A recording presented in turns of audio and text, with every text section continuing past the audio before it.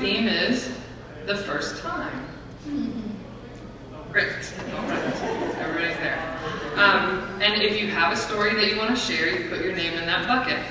The idea over the night is that we have 10 storytellers. So if there are 20 names in the bucket, only 10 people are going to get to tell their story.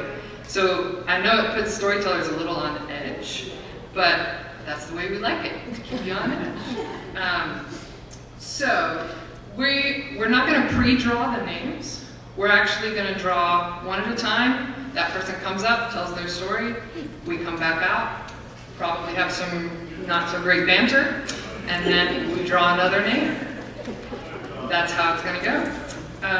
What else? Props and notes are not allowed. We want this to be an embodied story. Now that's not to say that you couldn't have written this and worked on it in the mirror, and now you're coming out to try it without your notes. That's completely allowed. But we just don't want reading. We're going to select, what's that? Oh yeah, 5 minutes. You only have 5 minutes to tell the story. So what we'll do,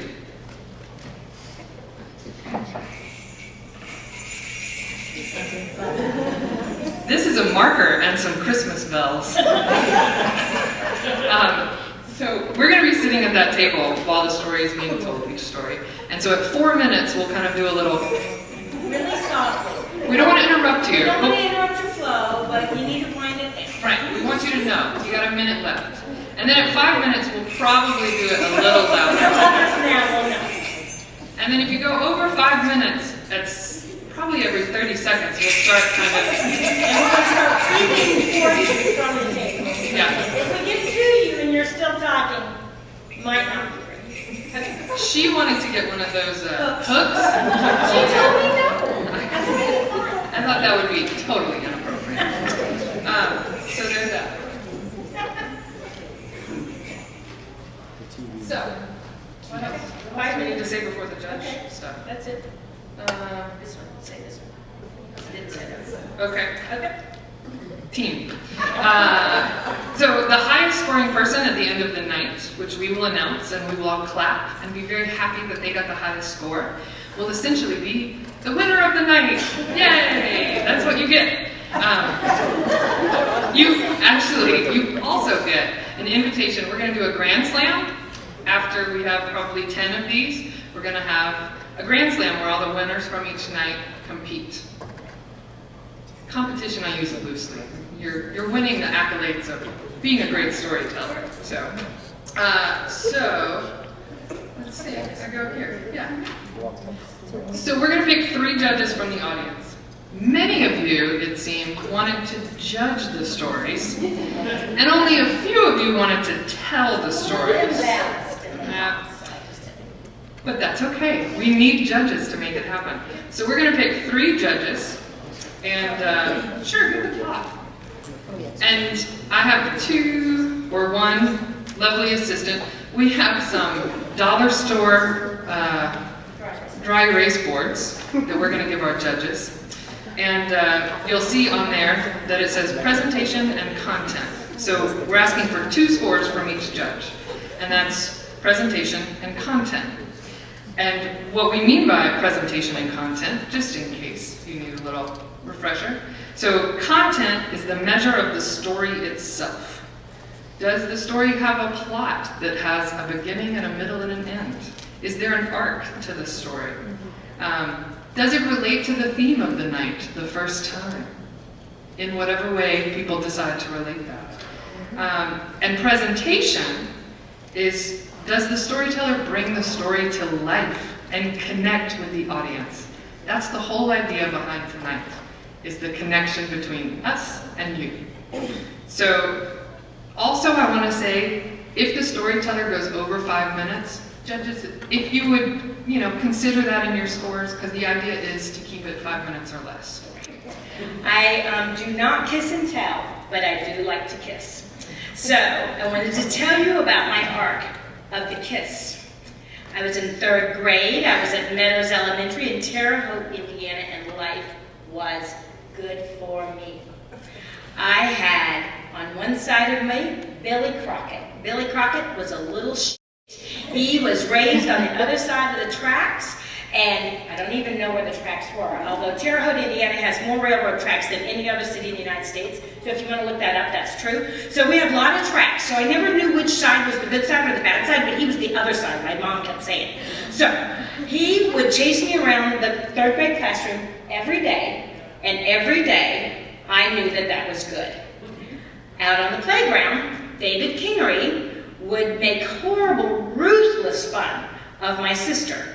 So about 2 or 3 times a week, I had to beat him up. And that was awesome.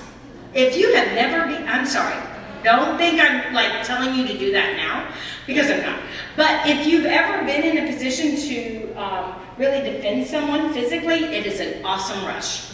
And so that's number 2. And then number 3 was Joey Bennett. Joey Bennett. He was the catch. And he gave me a necklace with a Sagittarius pendant on it. Go on! I learned later it was actually sterling silver. I sold it for $12. It was awesome. So anyway, so about holiday break of 3rd grade, he kissed me out on the playground. What? We were going well. Everything was going really well. I had good friends, we were having a great time, and he kissed me. What to do? So we're in Indiana, we're outside, the snow's on the ground. I ran to the oak tree, because that's what you're supposed to do, right? And I sat there and I thought, what to do? He has kissed me, he has crossed a bridge. So, like every good 3rd grader girl, I ignored it, went back inside. Now we're fast forwarding. 7th grade. Now in Terre Haute, Indiana, back in the 1970s, we didn't have this middle school stuff. We had junior high, right? Yeah. So we went to 7th, 8th, and 9th grade together, not the 6th, 7th, and 8th grade that's going on now. So we had junior high, not middle school. 2 weeks in to 7th grade, I'm in this huge school. We had 1,000 students. I had come from a small elementary school, and all of a sudden, I'm the girl that everybody knows. 12 years old, my father died. 2 weeks into school, unexpected. So now you're in this whole new rhythm. You're trying to figure out how to get from the 3rd floor home ec down to the basement math. It was crazy, and I was the girl whose father died. All of a sudden, Doug Mahurin, center of the 6th grade basketball team. I was hot. And so he asked me to go study. And he was from a different elementary school. I had no history with him. So all of a sudden, I'm going steady with the 6th grade basketball center. So this was awesome. He lived about 2 miles. We all walked to school because everybody did at the time, right? I'm sure there were school buses somewhere, but I didn't know who took them. And so he lived about 2 miles west of school, and I lived about 2 miles southeast of school. So, right, the school's in the middle. So he would walk me to my subdivision entrance almost every day with my saxophone. And it was so cavalier. And he was 6 feet tall, of course. He was center of the basketball team, 6th grade. Look him up. You can Google it. He's Googleable. And I'm not sure if that's a word. But one day, we stopped at St. Patrick's Catholic School. It was in the middle. And we were just, playing around. There was a whole group of us, probably 6 of us. And we were hanging out just out at the track and field. And all of a sudden, I realized he was standing really close, 7th grade, 13 years old, standing really close to me. And I realized he's looking at me. I'm looking at him. The time he took to get from 6 feet down to 5 feet was forever. And that kiss was magic. It was so magical, I didn't go to school for 2 days. No kidding. The good news is, when you're in 7th grade and you're a girl, you can get away with that. But you know, time of month, knew me. So I didn't go to school. My mom bought it. So I just stayed at home, had all these butterflies in my stomach. And then I went to school on the 3rd day. And he was like, "Where have you been?" Well, so we had a great relationship most of that time. My girls know a different story about him. I'm not telling that today. So then, fast forward, we moved to Georgia. I was in 9th grade, and all of a sudden I learned what a damn Yankee is. Because it was me, right? I wasn't moving back to Indiana. I had no control. And I learned what Sadie Hawkins was, right? 1978, the Sadie Hawkins dance, you get to pick the boy. I had never heard of such. And so I chose Donald Crooks. I don't know why, truly his name. And so he said yes, it freaked me out. I didn't know what to do, so we went, right? And so you have a good time, we're dancing to Andy Gibb, we're dancing to Bee Gees. Play with me here if you're over 30 years old, all the people you know, Debbie Boone, you know, we're living the life. He takes me home, and honestly, I should know how I got home, because we didn't fly. There was no transport, I don't know who drove, I don't know. We were standing on my front porch, and he kisses me, and all of a sudden, there's this flopping fish in my mouth, right? It took me years to admit that he was probably just as disappointed in that kiss as I was. Because I just knew he had a lot more experience than I did. I'm like, what on earth is this? So, that's my kissing curve. I will tell you, after that, life got a lot better. And I found the best kisser, and I married, and it's been awesome, and practice makes perfect. There's been a lot of firsts, and I'm going to tell you about the first time I got married. I remember it well. Certain things just stick in your memory. I had no clue about how to be married. I was only 20 years old. My bride-to-be was 20. We were fresh out of college. Didn't know what we were doing. But that didn't seem to matter at all. The thing I remember most about that day and the ceremony is that my feet hurt. I was stationed in the Air Force in Biloxi, Mississippi, and we got married here in Roswell. At that time, believe it or not, I could fly from Mobile to Atlanta on old Capital Airlines. If I flew in uniform, I could fly for $11. Linda picked me up at the airport about midnight. We'd go to her house, watch test patterns a while, and then I go on home, which is over in Woodstock. Now, they had come from 3 states home to see me get married. The marriage was at 3 o'clock Saturday afternoon. At noon Saturday, I'm laying in the dining room floor, not dining room floor, living room floor, sound asleep. My mother, my own mother, comes up, kicks me in the ribs, and says, "Wake up, be nervous." I'm nervous. I thought you'd be nervous. So I woke up, made it to the ceremony, but before we left, I had to get dressed. I put on a suit, a tie, and a brand new pair of shoes. I don't remember buying those shoes. I think maybe Linda had bought them for me. But I put them on, and in my nervous condition, I laced them up real tight. We get to the ceremony, everything's going fine, and I'm squirming. My feet are going to sleep. We're standing up in front of the whole church. The minister's there, and my feet leave me. We come to the part of the ceremony where you kneel down at the kneeling bench for a prayer. I kneel down. I lost all feeling from my knees to my toes. I couldn't get up. He finally said amen. Linda got up. The preacher had to help me up. I think he thought I'd spent too much time at a bachelor party, which I didn't have. But that was the highlight of the ceremony for me. All I had to do was say, yeah, I do. But it took a while for my feet to come back. And we staggered down the aisle, Linda holding me up.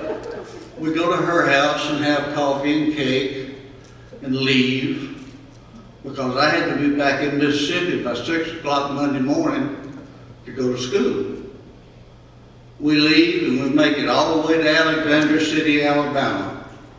What a place to spend your first night. I would tell you more about that first night, but that's a whole different story. My first time happened about 80 years ago.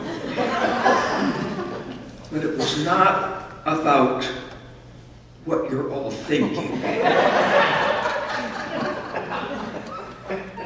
It was the first time I talked in front of an audience.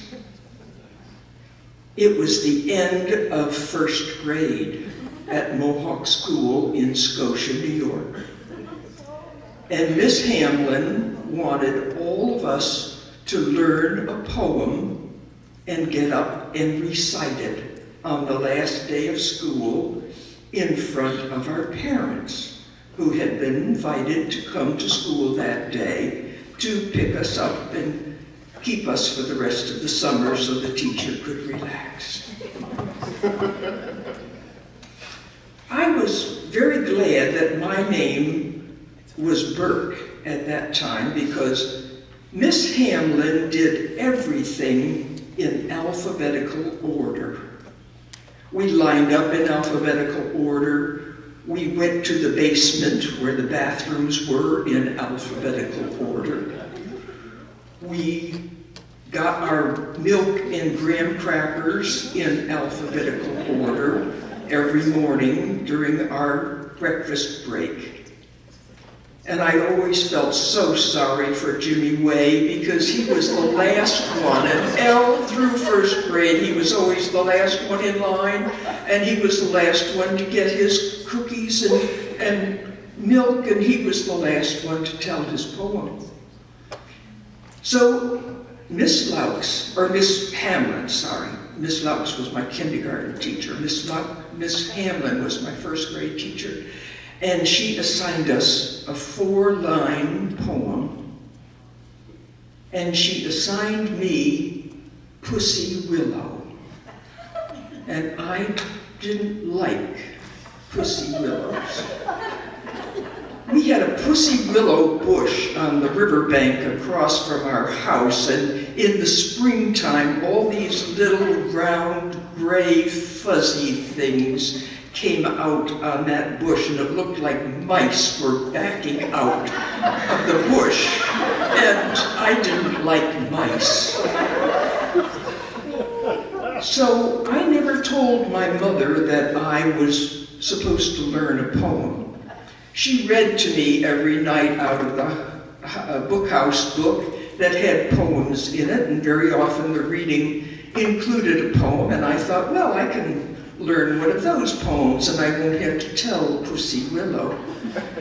And I listened to the other children working on their poems, and there were some poems that sounded very nice, and I thought, well, when the time comes, I'll tell one of those poems. And so the days came by, and finally it got to be the last day of school, and all the mommies and some of the daddies who weren't working came, and my mother came, and she sat with Mrs. Bishop. Mrs. Carolyn Bishop was just ahead of me in the line, because her name started with a B also, and Mary Ruth Bailey was in front of her. And so the day came, and Bobby Allen was called on first, as he always was first, because his name started with an A. We all really knew our alphabet by the end of the first grade, because we all knew our place in line by our last name. So Bobby Gallen got up and he told his poem, and then Mary Ruth Bailey got up and she told her poem, and then Carolyn Bishop got up and she told her poem, and then I heard Miss Hamlin say, Mary Patricia Burke, and I stood up and I froze. I couldn't remember, I didn't know one single word of Pussy Willow.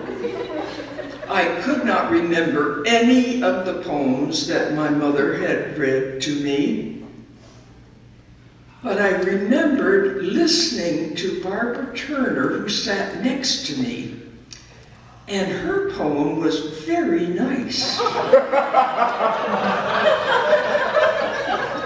So I started in, a birdie with a yellow bill. And Barbara Turner shrieked and dissolved into tears. Barbara Turner always dissolved into tears.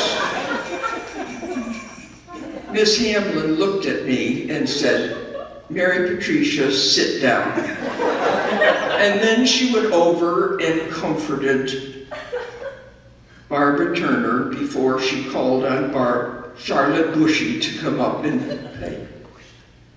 To this day, I have never learned Pussy Willow. But Birdie with a yellow bill hopped upon my windowsill, cocked his shining eye, and said, Ain't you shamed, you sleepyhead? One of the times I wish I had picked first, because this story is very similar to a previous participant. But it's still my story, it's a story I have to tell. It is the first time I had to get up in front of an audience, a group of strangers, and tell a story. So that's my story. So I was 11 years old, this wasn't 80 years ago, and I was in 6th grade, and I happened to live in Kabul, Afghanistan. I went to the American International School of Kabul. And I was a very creative kid. I loved to write. And my teacher liked the way I wrote, so once in a while, I would write a story for the class, and he would ask me to stand up in front of the class and tell the story, which I was happy to do, because they were funny stories, and I was always getting applause and laughter and good looks, and it made me feel good. But one day, at school, we had a school function. And one of the things we did in the school function was for our 6th grade class, there was 5 students in our class who were going to tell the story to the entire school. I was a shy kid. I never raised my hand in class. I only spoke if somebody asked me a question or if I was forced to speak. I was really, really shy. I didn't want to open up to anybody. So my teacher thought, good idea, have him, this might get him out of his shell. So, 300 or 400 people in the audience, might as well have been 3,000 or 4,000, and I was standing there. And the idea was that he would give each of the 5 students a topic for the story, and then they would make up the story to tell in front of the whole school. So this wasn't one of those things I could prepare and write and recite. I had to make up this story on the fly. So, looking in front of the audience, and I happened to go first, by the way. This is basically what I did.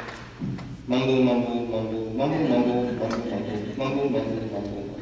It was a little bit more than that, but you get the idea. I don't know how long I spoke. I don't know what I said, what the story was. The only thing I can remember is how terrified I was. I just wanted to run out of the gym. I wanted the floor to open up and swallow me whole. I would have been fine with that. But I got through it. But it literally took me 30 years to get over that incident. From that moment on, for 30 years, I defined myself as the shy, scared, stupid little kid. Well into my adulthood. That's how I was. That's how I lived my life. That's how I saw myself. So it took me years of therapy and workshops and reading and self-assessments and everything. About 5 years worth to finally get over that story. And what I realized was that I was no longer that little kid. That little kid is still in me. You know, he's still right here with me. But I had grown up. I was a man now. I'd gone through a lot in my life. And I had a lot to say.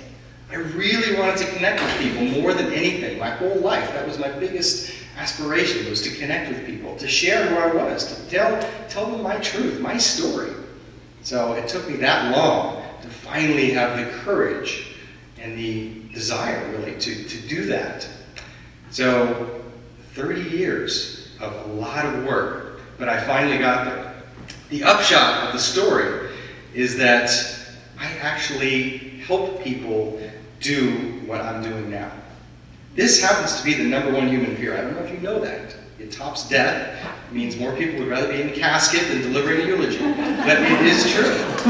So I actually coach people. I run workshops. I do groups called speaking circles, which are small gatherings of people, helping them get over that fear and to be able to speak and just be yourself and actually be in relationship with a group of people and not worry so much about what your audience thinks.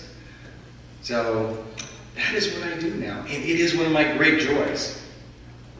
And I encourage other people to give it a shot. So if you haven't put your name in, and you might have that little fear, don't worry about your audience, just kind of be yourself. So that little kid has grown up, and he's now doing what he's always wanted to do, which is connect with people. And that is my story. And my first time doing this was a real nightmare. But you know what? It was probably one of the best things I ever did because I love what I do now. And if that hadn't happened to me at that age, I probably wouldn't be here today. So thank you very much. Preps, nerds, rednecks. These were the 3 castes in the social order that made up John Sevier Middle School in Kingsport, Tennessee, where I was a student. It was 8th grade, and I had been a victim of this social caste system for 3 years. In this corner, we had the preps. Preps were the sons and daughters of doctors and lawyers, and they wore all the brand name clothes. They had Guess jeans and Coca-Cola jersey shirts and Sebago shoes, and their hair was glossy even when permed. We followed their relationships like people now follow celebrity relationships. And everybody pretty much wanted to be a prep. Over here we had the rednecks. Rednecks wore gravity-defying hairdos, spiked up with Aquanet, and they wore black t-shirts, generally of some country band or heavy metal band, and they smoked in the bathrooms or out back after school, and generally 2 or 3 of them got pregnant every year. You wanted to stay away from rednecks as much as possible. In this corner were the nerds, and I was the queen of the nerd herd. Now, you would think that being a nerd meant that you were smart, but that was not really the case. It was just kind of the less than desirables. And it was unfortunately easy to fall from grace and become a nerd. My friend Jeremy had become a nerd after an unfortunate case of food poisoning on a band trip. And after that, he'd been labeled skid marks. But he actually found that he enjoyed being a part of the nerds because when we weren't picking apart each other, we enjoyed each other's company. Nerds were made fun of on a daily basis for our off-label clothing and our general social awkwardness. And you were given these labels the day that you walked into school. It was a really unfortunate situation. I, of course, was indignant about this place in life that I was given, and by the time I'd reached my near graduation from middle school, I had just about had it. 1987 was the year that Dirty Dancing came on the scene, which had led to 2 fashion revelations, 1, cutoffs, and 2, Ked's tennis shoes. I desperately wanted Ked's tennis shoes, but my mom, being a firm believer in the non-labels, she would only buy me the Buddy off-label Walmart brand tennis shoes that did not have the really important blue label on the back. And so I would have these fantasies of going into shoe stores and like ripping off the blue label and hot gluing it to the back of my tennis shoes. One day I was helping my mom to clean out her closet for a yard sale, and there they were in the back of her closet, an old 70s pair of Keds. Now let us be clear. These shoes were dirty, old. They had red stitching and laces, but they had that very important blue label on the back. And so on this fateful day, in the spring of my 8th grade year, I had gone tromping out of the house wearing a pair of shoes that was 2 sizes too big for my feet, simply because of the blue label. And so in homeroom class, I started to hear, get a load of that. Those look like super kids. They look like they could walk up walls or something. Da-da-da-da-da, super kids. And so I had taken off my shoes, shoved them in this kid's face and said, do you see this shoe? I do not appreciate you for making fun of me for wearing this shoe. Here, I'm going to leave this shoe here so you can make fun of it. And here, I'm going to leave the other one. And I had gone out of the room thinking that I was going to leave this whole situation behind. But my homeroom teacher said, stop right there. And so I found myself in the hallway with my homeroom teacher and the offending children. And then I unleashed upon them a diatribe that had been building for the last 3 years. As my homeroom teacher said, do you have anything else you'd like to say to these people? Why, yes, I do. And at that point I said everything I had ever wanted to say. I became Martin Luther King Jr. I became John F. Kennedy. I said everything I'd ever wanted to say, and I said it well. And about the point where I started to say a few swear words that Sarah told us tonight it was okay to say, I stopped talking because I realized that every single hallway door was open. And every single person in the 8th grade had heard me.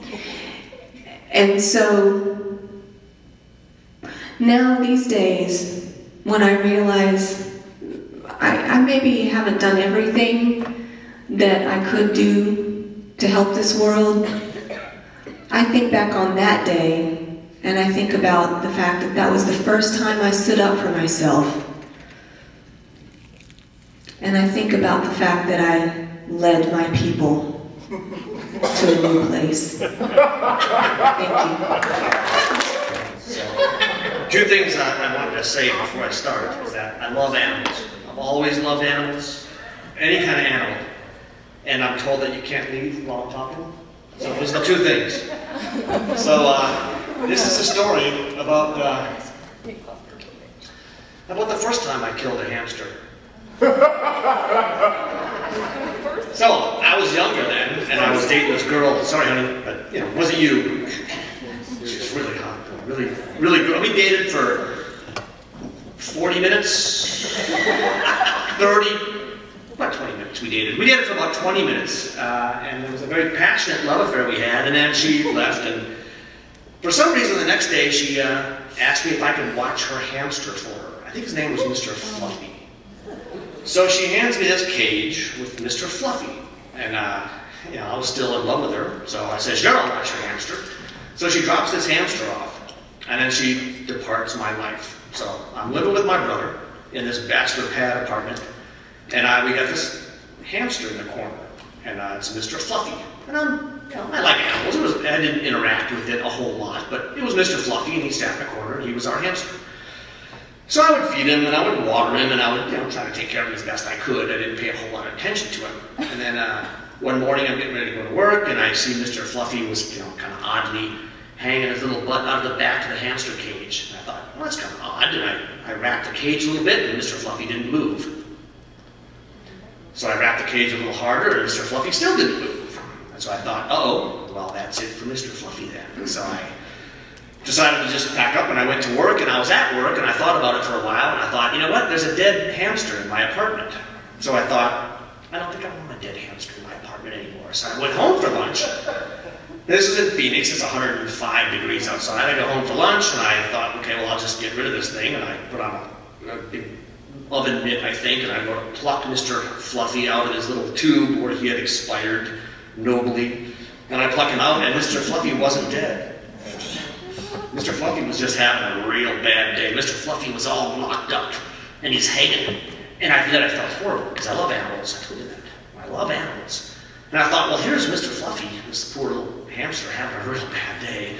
And I was at work all morning long while he's all locked up in his little house. And I thought, well, I can't take him to the vet. What do you do with a hamster? And I thought, what do you do with a hamster? I wanted to be humane. I didn't want to hurt him, and I felt bad that he had suffered all morning long, all alone in his little hamster tube, and I thought, what do you do with a hamster?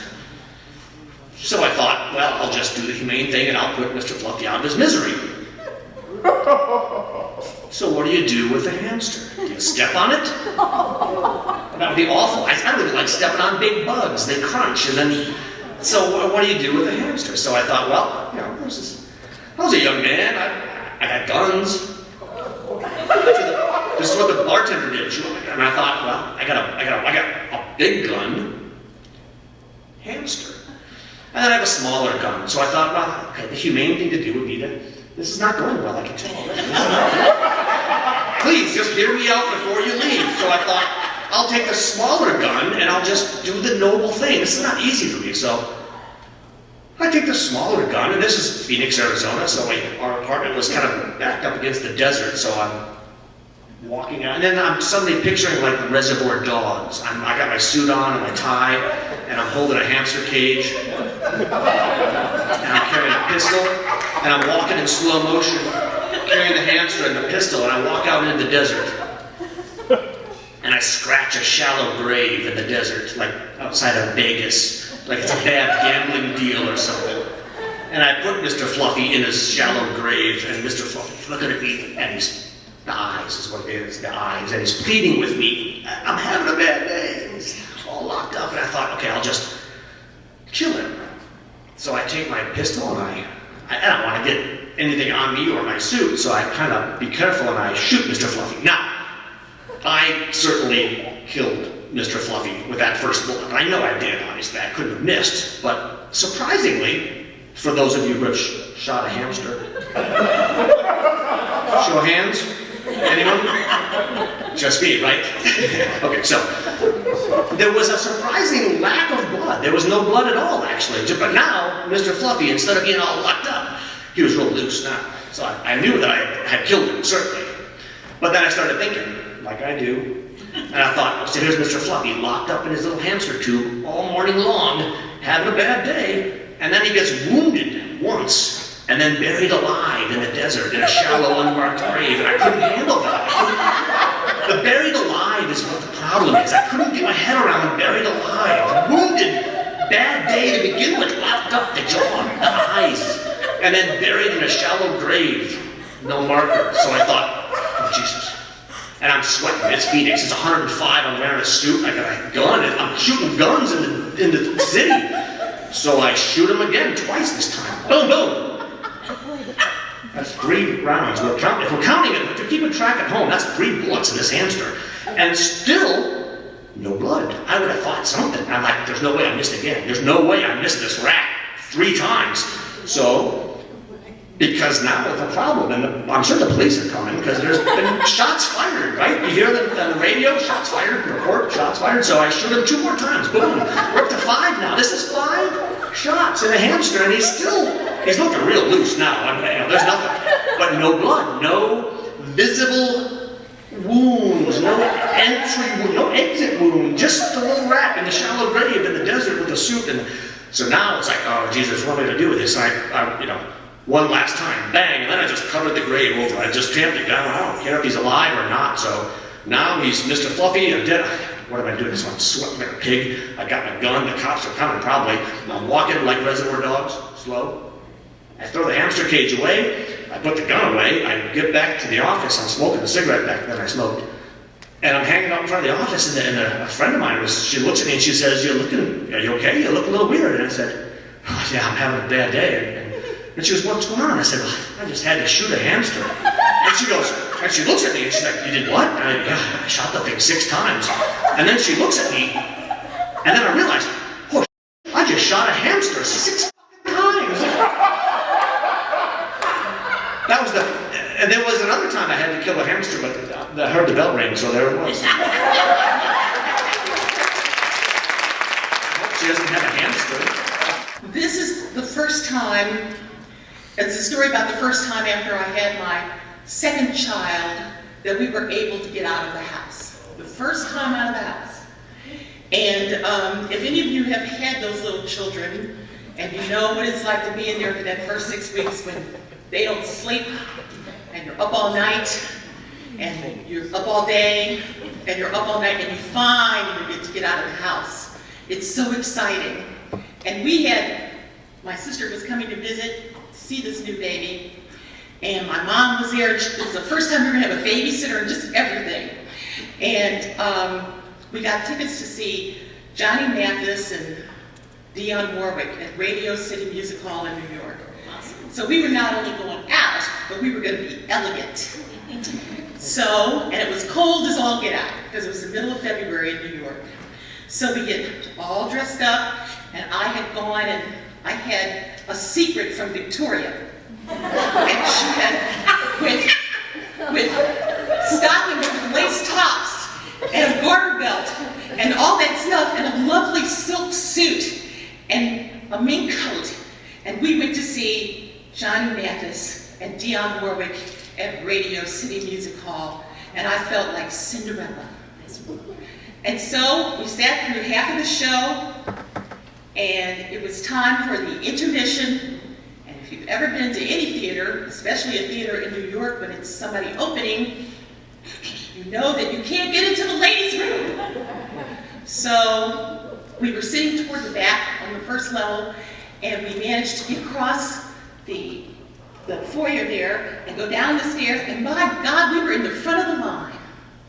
So we go in, and we're in there, and I got ready to come out, and we come out, and I heard something snap. But I thought, surely something couldn't snap, because by now the line was up the stairs and halfway around the foyer on the upstairs level. And I walk across to my sister who's standing there, and I go, you know, I was standing there and I heard something snap. Surely it wasn't my garter belt. And she goes, I said, well, it'll be fine, as long as it just doesn't fall completely down. And it must have hurt me, because my God, there it was. And stockings, and the garter belt, and they're on my elegant shoes, hanging out from my elegant mink coat, in the middle of the lobby in the doggone Radio City Music Hall.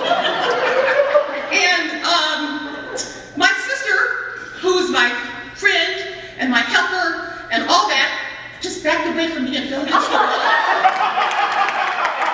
And started laughing out loud, like I needed her to draw attention to the fact that my underwear are around my ankles.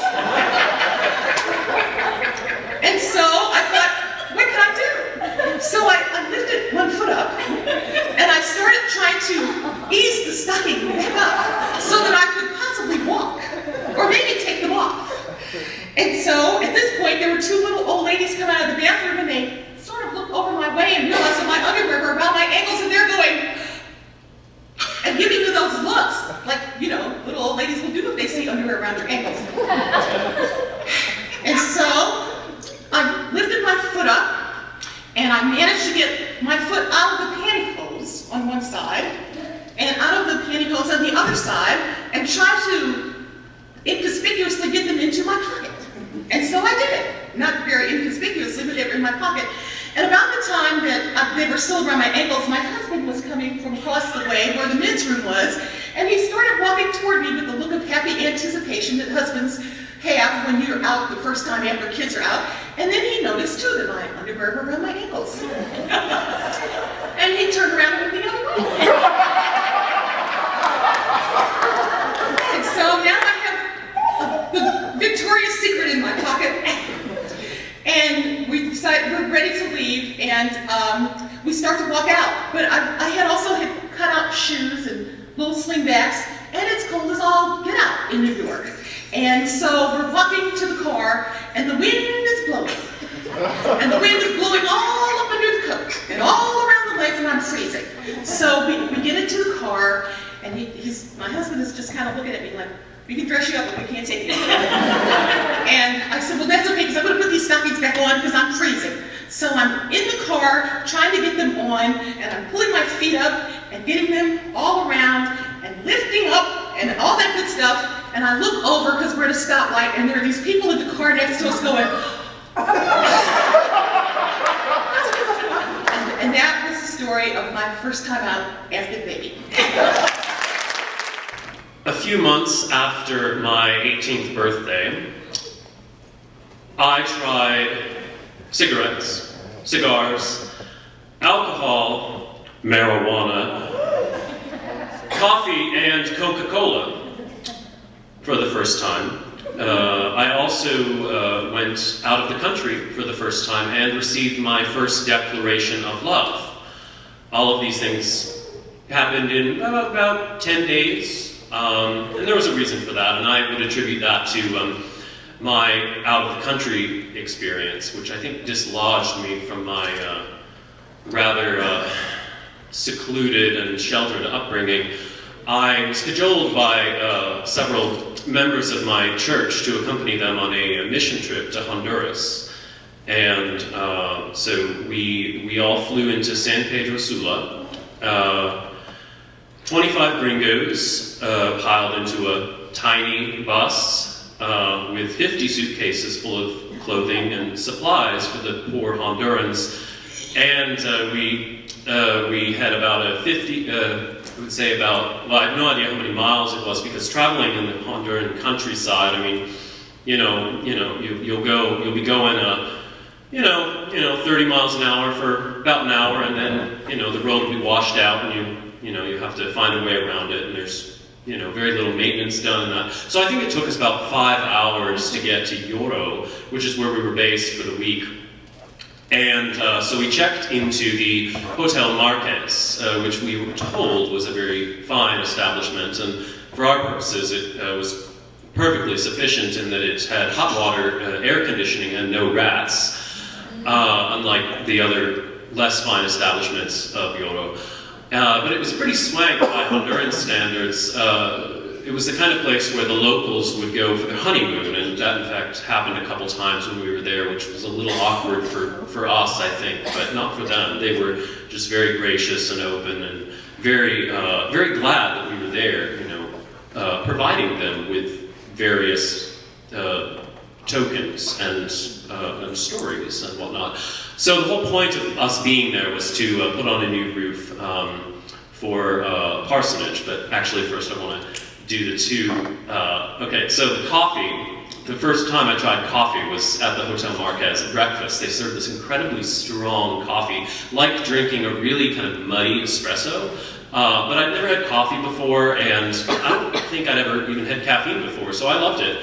And I think that I needed to kind of feed my caffeine fix, that first day. So when some of my friends took a break from the work that we were doing, and we walked to a corner store, and we all bought bottles of Coca-Cola, which they sold us in glass bottles. One of my friends learned the hard way that you had to actually save the glass bottle, otherwise they would not actually sell you another Coke. You had to actually bring back that bottle, and they would refill it. And just like an American, he threw his away, and he had to go buy his Coke from another store for the rest of the week. But anyway, what we were doing there, we were putting a new roof on the parsonage in Goro for this church that we were affiliated with. And so that was all well and good, but I'm not so good with heights. So rather than working, I practiced my Spanish for the week with the locals, mostly the pastor's family. My affections were torn between the two sons of the pastor, and of course it was his daughter that fell madly in love with me, which did not become apparent until we were on our way out. You know, we packed our bags, we were getting on the bus, and Carol, the girl who had fallen in love with me, sent this church lady over to give me a letter that she had written. And I thanked her, and I accepted it, and I read it, and, you know, I needed some help from my Spanish dictionary, and among other things, she had confided in me, "You are a man with whom I would happily spend the rest of my life," which was sweet. But, you know, the bus was loaded, and we were kind of ready to go, and there wasn't really time to go back and say anything to her, or write her a letter or a note or anything. So we just, you know, kind of left it at that. And so anyway, back in San Pedro Sula, my friends and I were just kind of looking to, you know, blow off a little steam. And so on the balcony of our hotel, we tried these cigars that we purchased at a local market, and they were Cubans. And so smoking those and staring out into the steamy, lawless Central American night, I reflected on the trip and also decided I needed to have a cigarette to, you know, compare the two experiences, which I did. And afterward, we retired into the hotel room, tuned into the Honduran equivalent of MTV, and passed around a fifth of Bacardi, which didn't really amount to much as these things go. I made up for it later, but as it was, I made it back to Maine, a changed man. I was full of energy and stories, and just loved that whole time that I'd spent in Honduras. But I was also I was missing it, and you know, my friends at school kind of got sick of hearing about it, kept telling me, "Go back to Honduras," whenever I started talking about it. So one of my friends, you know, was commiserating with me, and he said, "Well, come on over, you know, we'll relax and talk about it." And so I went over, and his parents were out, and we relaxed with the aid of a fat joint that he had rolled. And that was really just a pleasant experience. It was, you know, if you've had that particular experience before, you know, it can get very reflective. And I was thinking to myself mostly about that poor girl that had professed her love for me. You know, she had probably been just as starved for first times as I had before I went to Honduras, and there she was, stuck down in a third world country, falling in love with unattainable gringos. And I decided that was just the way that my life was going to go. I wasn't going to go down and retrieve her, although it seemed like a plausible idea at the time. Yes, thank you. And all in all, I to this day, am very glad that I was not her first time. Thank you. 40 years ago, I was a vice president of Black & Decker, living in Maryland with my bride, and we bought a company called McCulloch Chainsaw in Los Angeles. And Al Decker said, "You guys bought it, go out and run it." So we ended up in Los Angeles, California. Now I had been to LA many times, and my thrill always was being in a place called the Magic Castle. The Magic Castle is the only one in the world, okay? And it's for professional magicians. And every time I would go there, I would visit the Magic Castle, because I was an amateur magician since I was 13 years old in Schenectady, New York, right next to Scotia. And so I go there as a guest, and when I got transferred, I said to my bride, I said, "Honey, I'm going to go become a member of that." And I called our friend that got me in every year. Said, "How do you join the castle?" He said, "Easy." He said, "You can become a member as a friend of magic for $1,200 a year, or you can be a magician." I said, "Well, I'm a magician." what do you do? She says, well, that's $25 a year. So I said, I'm definitely a magician. So I said, what do I have to do? He said, you have to take a audition, put on a 15-minute show for the board of directors. And if you pass, you're a magician. If you're not, you're a friend of magic, and you give us a check for $1,200 every year. So anyway, I get home and I practiced a few tricks, put them all together, and worked up a little 15-minute routine. And that day I went off to work and they said, honey, I'm going to be late tonight. I got to go do my audition. So that night after work, I take my little suitcase of tricks and I go to the castle. And the castle's a majestic thing right behind Grauman's Chinese Theater, you know, where the cement footprints are and everything. It's a wonderful theater, wonderful building. And I go in and they say, I'm here, I'm Annie Nodar. I'm going to do my audition. If that gal says, okay. Walk over to that bookcase and say to the owl, open sesame.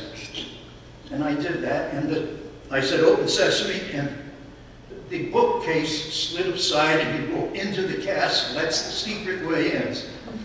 So I go into the castle and I walk up the stairs into the upper level, and there's a big room there. And I go in there and I see 6 guys with tuxedos on. They look like $1 million. And here I am, little suitcase. I'm a businessman with a suit and tie.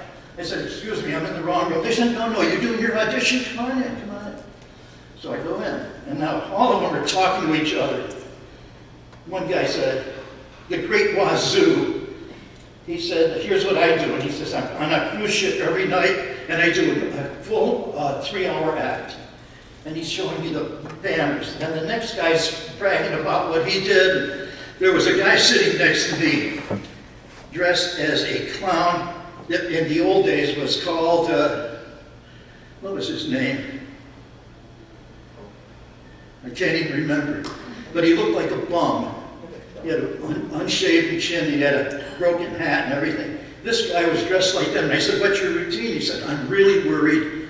I said, what's the matter? He said, it's a 15-minute audition, and my routine goes for 16 minutes and 45 seconds.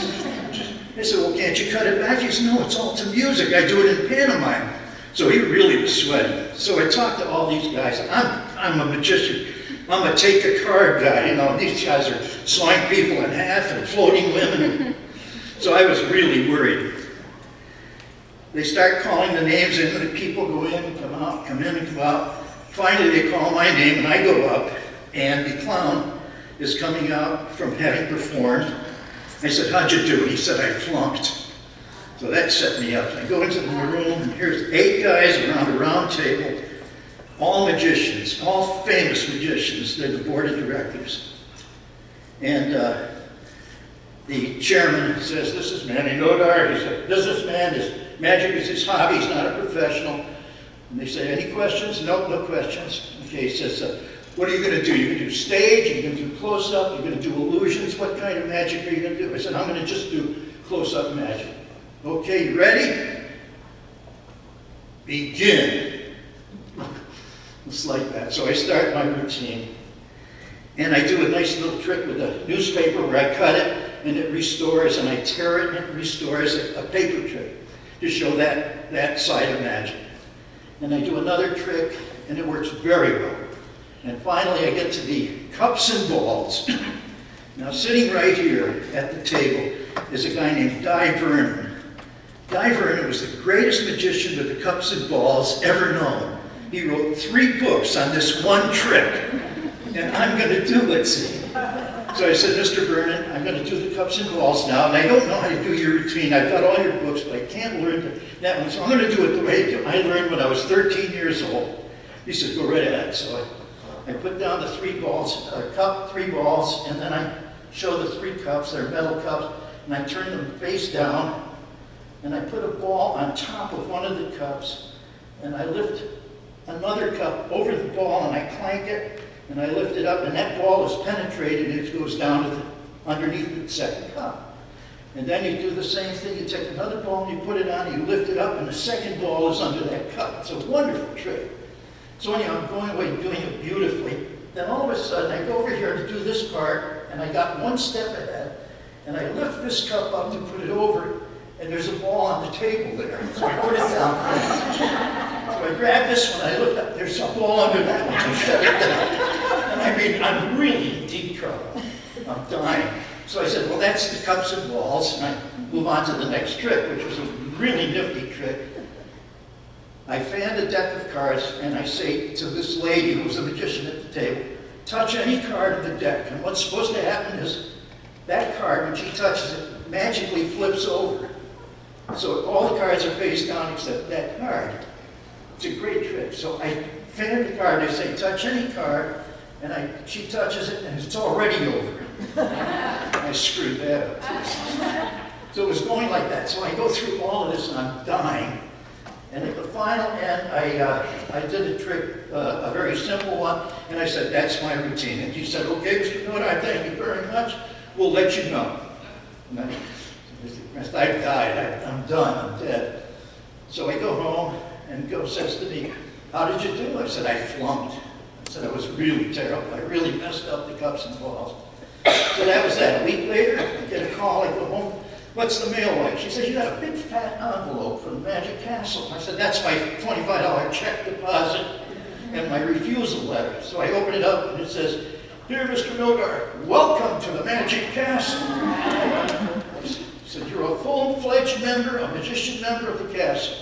And here's the activities for the coming month and all this stuff.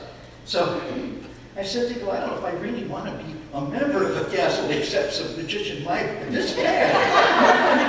I said, but there's a thing here, it says next Saturday they're having a swap meet at the Magic Castle, and you can bring your old tricks and swap off with other magicians. So we went, because she drags me to every swap meet in the world. So this time I brought out some old tricks I had, and I brought them to the castle, set up a table with the exec, and we walk in, and the castle's got pigeons flying through the air, they've got women disappearing in castles. Wonderful stuff that you can swap off. You didn't have to pay for it or anything. It was just a wonderful time. So I had a great time with her, and Go's over there sitting at the table. And the guy comes over and says, hey, Manny, how are you? And I look at him, I don't know who he is. I said, I'm sorry, I don't know you. He says, I was on the board of directors. I saw your audition. I said, oh, this is my wife. You know, I'm dying.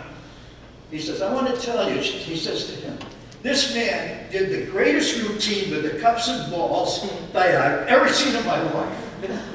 And they thought I was doing a comedy routine. And he said, I told the members, if you don't let this guy into the club, I'm going to cut one of you in half. So they made me a member on a screw-up that I did. And I never tell that trick to anybody. Never told that, but now you know. I'm a real member of the Magic Castle in Los Angeles, California, all on a fluke. This is the first time I ever smoked marijuana, or effectively got high. And so this was my senior year of high school. Most senior years are filled with ambition, debauchery, drugs, sex, whatever. Mine was my fair share of alcohol, and tried to keep this from my dear mother. Gone through college, now I feel like we'll share some of these more raunchier, dirtier stories. So, yes. And so, as most good first times, you never intend for this to happen. So I was with my friend Sam, so everything started off as a typical high school hangout's going to be. We have a bottle of Bacardi. He's like, oh yeah, we're going to go hang out at some friend's house. Oh yeah, I'll be fine. So again, we go, a mutual friend of ours, Austin, he has a couple of his friends over us, and I'm sitting here, it's like, all right, cool, I get to meet new people, drink, have a good time. What's the worst that could happen? Everything will be fine. And so, I'm like some people in my family, you saw my aunt, we have a tendency to be a little bit of shy people every once in a while. So, again, we have a couple shots of liquid courage, kind of loosen things up, help with introductions. Everything's going well, listening to music, Outcast, whatever, things, good party. And so I begin to notice that people are beginning to disappear. And so I'm kind of beginning to wonder, where are they going? What's happening? I don't understand. And so my friend Sam kind of taps me on the shoulder, like, hey, yeah, people in the garage. And so I follow him to this garage, this dark, lightless place, and I'm sitting on what I imagine is a turned over bucket. And so it's me and a circle of, I'd say about maybe 10, 12 other people, and all I can see is a lighter being lit.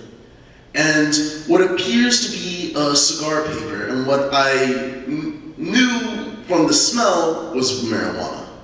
And so there's this mutual friend rolling up this massive blunt. And so I'm sitting there like, what is this? Why is this exactly happening?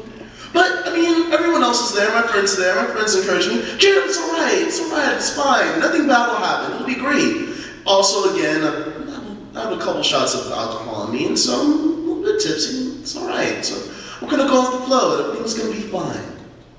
And so then I see the lighter light the blunt, it goes around, and it gets to me, and I'm sitting there, it's like, alright, one hit. Alright, not so bad, it's no worse than a cigarette, it's alright, it's actually smoother, it tastes a little bit better. Alright, cool, this might not be the worst thing in the world.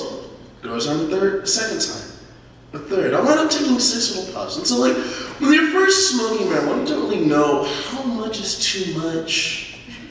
For some people, oh man, it's 3 and I'm absolutely gone. And for me, I'm sitting here, I feel nice.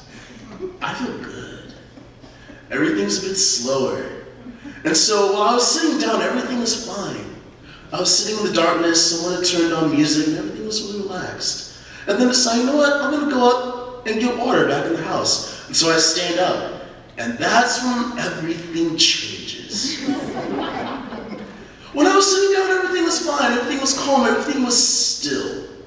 Now, this is also what I realized my first time. What I later learned was the term crossfading, when you mix alcohol and marijuana. And so I begin to walk out of this garage. Again, bear with me, it's nighttime. I can't really see. There's no real lights except for the one little light by the house, the couple bugs around it. I can't really see that well. And so I exit out of the garage, and I thought I was walking straight, and then I wound up leaning. One side. Step again, lean to the other. And so this is also the first time I experienced something that I also learned the proper name is the spins. For anyone that's experienced the spins, it's a fantastic journey that you never ever want to do again. So I find my way to this nice little hammock, and so my body is still, but the world around me is spinning 1,000 miles an hour. I see the stars, the moon, the trees, all warping around me. And part of me is like, this is really cool. A part of me is like, oh my God, what is happening? What did I do? Why did I do this decision? And then my friend comes out and is like, oh God, you got too high. Just sleep it off, it'll be fine.